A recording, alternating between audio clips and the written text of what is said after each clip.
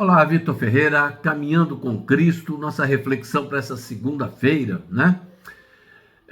No domingo nós falamos um pouquinho sobre o livro de Gênesis. Hoje vamos para o livro de Êxodo, o segundo livro da Bíblia, né? Esse livro foi escrito por Moisés, né? No período aí de 1440 e 1400 antes de Cristo, tá?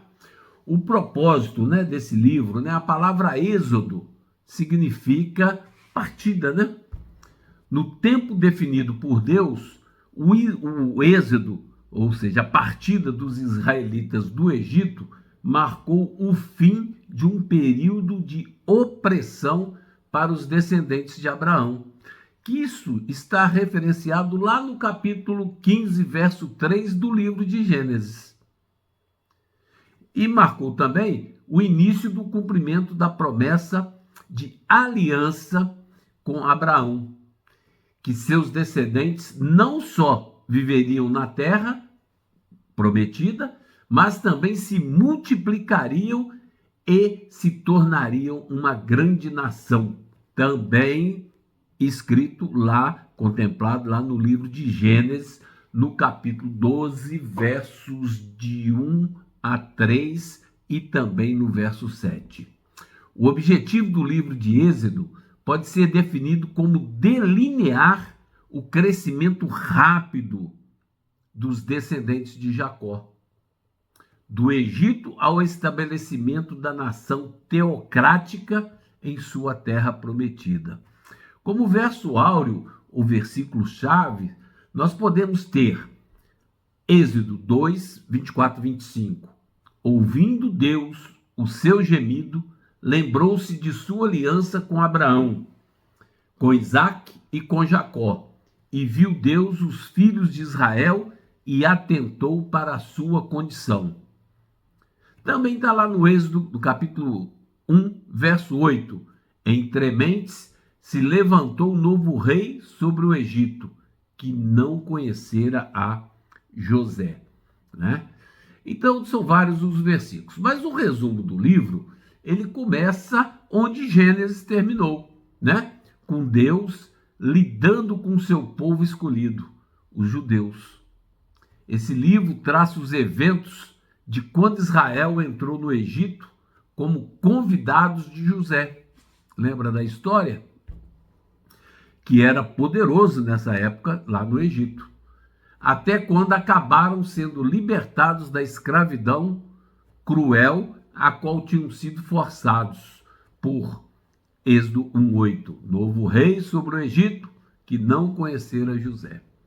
A Bíblia é muito interessante. Os capítulos de 1 a 14 descrevem as condições de opressão dos judeus sob o faraó, a elevação de Moisés como seu libertador, as pragas que Deus trouxe sobre o Egito, devido à recusa do líder em submeter-se a Deus, né? E liberar o povo.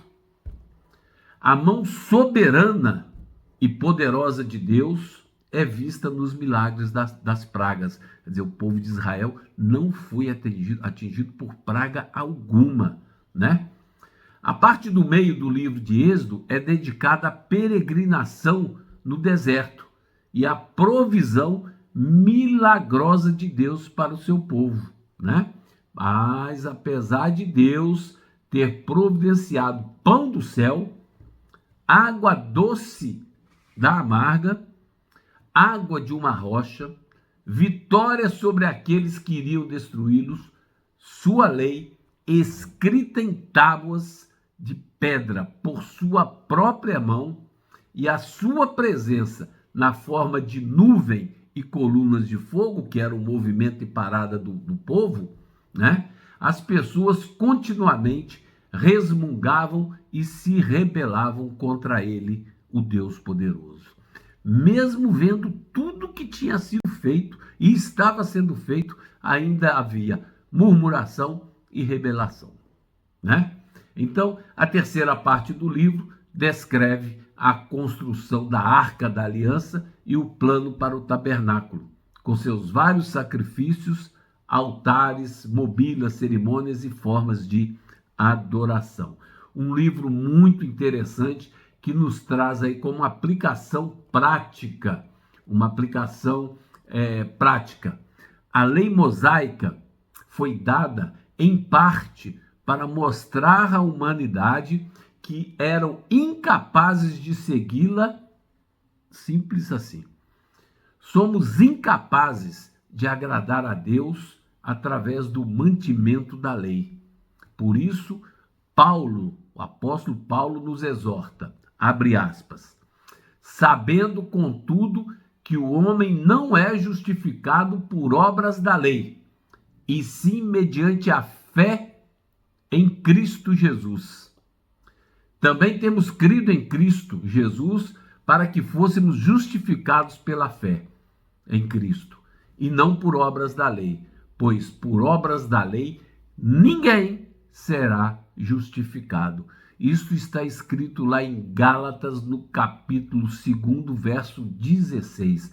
A provisão de Deus para os israelitas da libertação do cativeiro ao maná e peregrinação no deserto são indícios claros de sua graciosa provisão para o seu povo.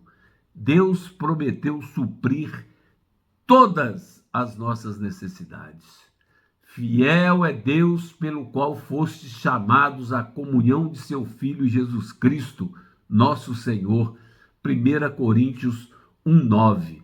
Enfim, devemos confiar no Senhor, pois Ele pode nos livrar de qualquer situação difícil a que nós mesmos nos metemos. Entretanto, Deus não permite que o pecado continue impune para sempre. Como resultado, podemos confiar nele, podemos confiar em Deus e na sua vingança e justiça. Quando Deus nos tira de uma situação ruim, de uma situação estressante, delicada, não devemos tentar voltar atrás.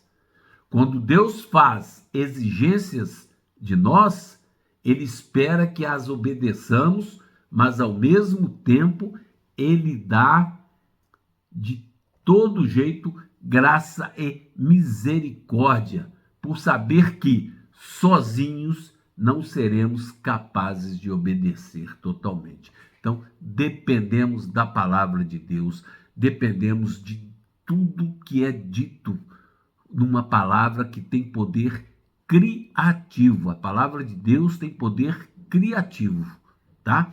Então, estude a palavra do Senhor, tome posse, como diz aí o evangélico, normalmente o neopentecostal, né? Tome posse, e é para tomar posse mesmo, a palavra é para nós.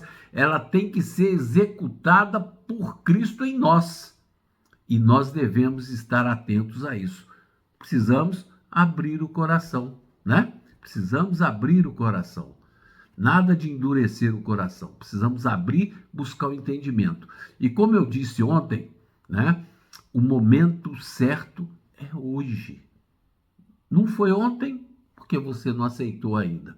E nem amanhã, porque você não sabe o que vai acontecer amanhã.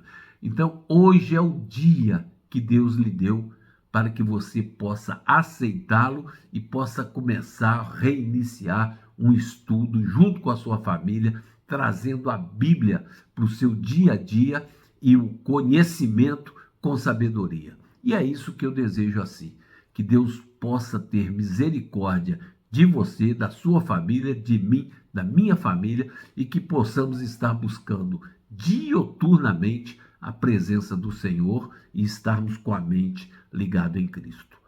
Amém?